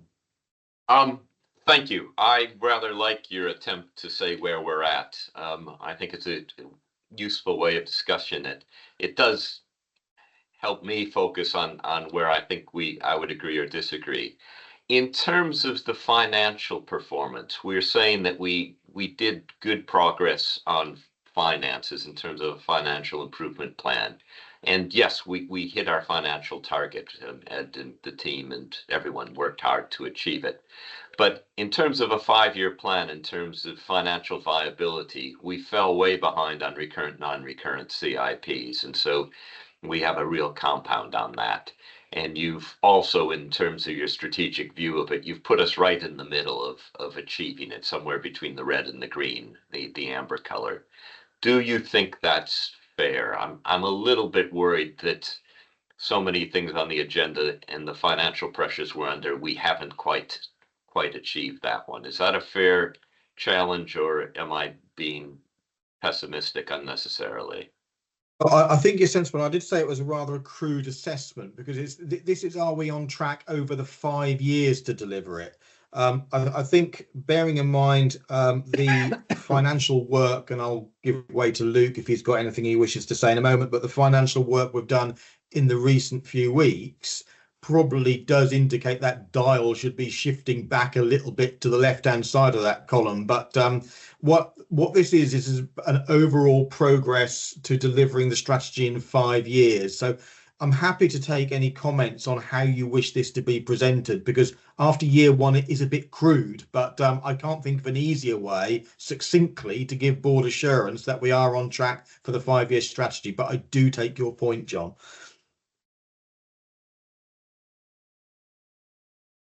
I reiterate, I like the format. My challenge is, do we need to critique ourselves harder on financial performance?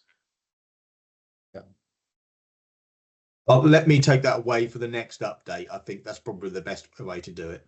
Things are changing regularly at the moment. So, John, I just come in with a comment around maternity, for example. It's a similar line to John. This is on outturn, and we talk about it's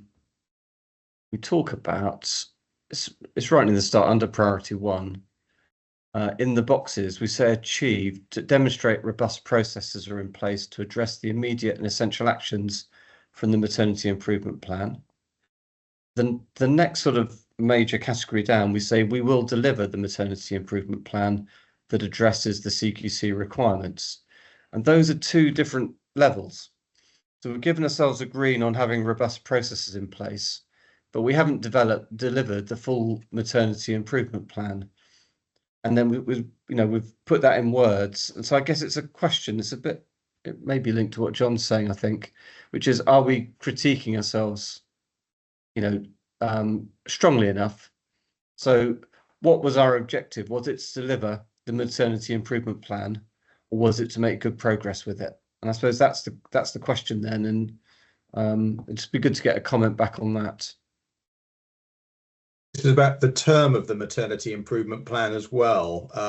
Is at a point in time in its delivery, but I can see Paul has got his hand up and he's probably going to be much more cerebral. Yeah, it's the wider comment, really. That's an example of just making sure, like, are we clear with ourselves on whether we're making progress at the right progress at the right speed, I suppose. So Paul and then Joe. Thank you, Chair. I think I was just going to say, I think the ambition initially was to develop and agree the maternity improvement plan. Now it is to deliver, and I suppose that's what you've sort of teased out. So I just wanted to give that clarity around that piece. Okay, Joe. Yeah, and just to add to that, I think it's highlighting some of the, what are the outcomes we're expecting from the objectives and our plans. So that's why we've tried to be much clearer this year in identifying what those outcomes are. So it will be easier to provide evidence against those outcomes in future years, and I think than we were previously. Yeah, I like there's some quite nice specific targets for what we're doing for the year ahead. I think it does matter because if we can't do everything, it's equally important as to what are we not going to achieve, and are we all sighted on that and happy with that, I guess. So we've got to be careful not to allow any sort of room for fudging it, which is not what we're trying to do. But I think we've got to be crystal clear on what we're aiming to deliver and what we're saying is for the following year. But I like John. I like the format of the report, and I can see a lot of work's gone into developing the KPIs. I said another comment that there's quite a lot of them. There's quite a lot of KPIs, and it's just are we realistically going to deliver all of them? It's good. It feels stretching. Lots of this, not bad thing to have stretching targets, but it does. A lot of it feels stretching. Suzanne, you were going to come in. Yeah, I did, but I got like a senior moment and I completely forgot what I was going to ask. Don't worry. I'll come again. Sorry. Don't worry. Any other comments? No. Look, I think really helpful to see the outturn, John, and thank you for the work on developing those KPIs. Suzanne, it's now or never, I'm afraid. Is it never? Well, I think it is that I mean, I really like it, but I suppose I'm wondering, we who sit here, who talk about it a lot, and I know a lot of people talk about it a lot, where are we? Where do we need to get to? Where are we at this point of time? And I like John's attempt to show it. But I suppose I'm still a little bit sort of concerned about the people that actually have to do it. Do they know, and I know we have talked about it before, do they know what they're doing and how they are doing it? And also the one thing that I now did remember that which slipped my mind is that, do we know how much something will cost us or gain us, so that if we need to stop something, can we look at it in terms of effort and cost, like, if you see what I mean? Because we are doing so many things, but what do we need to do that actually give us the best gain, both in terms of patient safety and in terms of staffing and in terms of cost, financial and otherwise? And you might see this, but I'm not sure I do. Okay, John. Yeah, and I think there's sort of two questions in there. And I think the first one, in terms of our staff aware, I would say generally yes, through our improvement programs and our prioritization. And Joe mentioned earlier on our 4-month focus on those 4 particular areas. So I think people are clear. Certainly the improvement boards that I chair, we are very rigorous about what the outcomes are expected, and therefore progress on delivery to them. Your second point about the benefits and the prioritization, I think we use generally our gateway documents, which are a trust standard approach now to doing these projects, which will capture and quantify financial and patient safety outputs as well. So I think we are there. I mean, there's always more we can do, Suzanne, in terms of making sure everybody is aware of what the focus is, but I think we're a long way down that road. Thank you. Yeah, I think it's really helpful. I just want to ask a question, John and Joe, in terms of reporting back on this. I think this is it's a useful framework, and I think it'd be useful to see progress against this on a regular basis. But I don't know, Joe or John, if you've got any comments on that. Joe. I think we get regular updates probably through the IPR and the BAF. However, I think we ought to do a formal report on a quarterly basis. That would be my proposal. I agree. So I think given we have 6 board meetings a year, it's probably every other meeting we're getting a formal update. Okay, so we'll do it every second meeting. Thank you. Any other questions or comments? Great. John, you've written you've got a paper there as well on the collaborative update. Anything to say on that? Take it as read. It's the same paper from our collaborative group, or we call it Committees in Common as well. Same report to all 3 boards, updates the progress that Committees in Common had. Take it as read. Next meeting is on the 12th of August. Yeah, this is down for approval. So I guess, first of all, any questions? And secondly, is the board happy to approve that? See thumbs up? Yep, nods and thumbs up. That's approved. Thank you.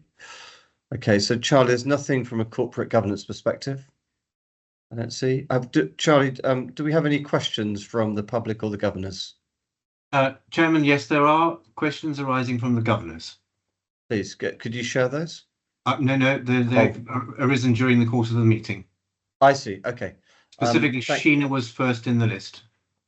How many do we have, Charlie? Just get a sense of time. I think it's just Sheena at this point. Oh, Sheena. Perfect. Welcome, Sheena.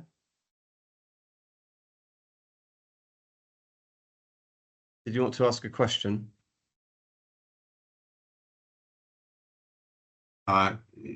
She may not be present anymore, given her personal circumstances. That's entirely possible. Yeah. Okay. Let me just open this up. We have a few minutes. Any questions from the other governors present? I'll take silence as a no. Any reflection back on the meeting?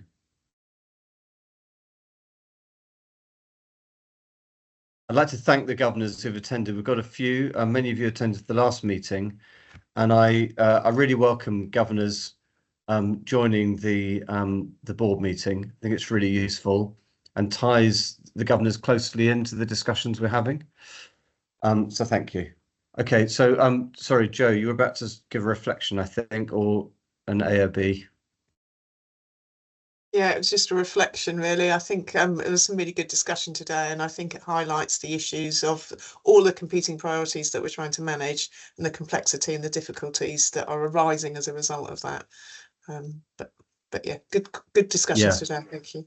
Yeah, thank you, Joe. Yeah, I welcome the openness. I think we need to see this as a place where we can talk freely. So please, if you ever feel you're holding anything back, don't. This is the place to discuss it. But you're right, Joe. I think good discussions today. And thank you for tabling a lot of that in your update. Any other reflections?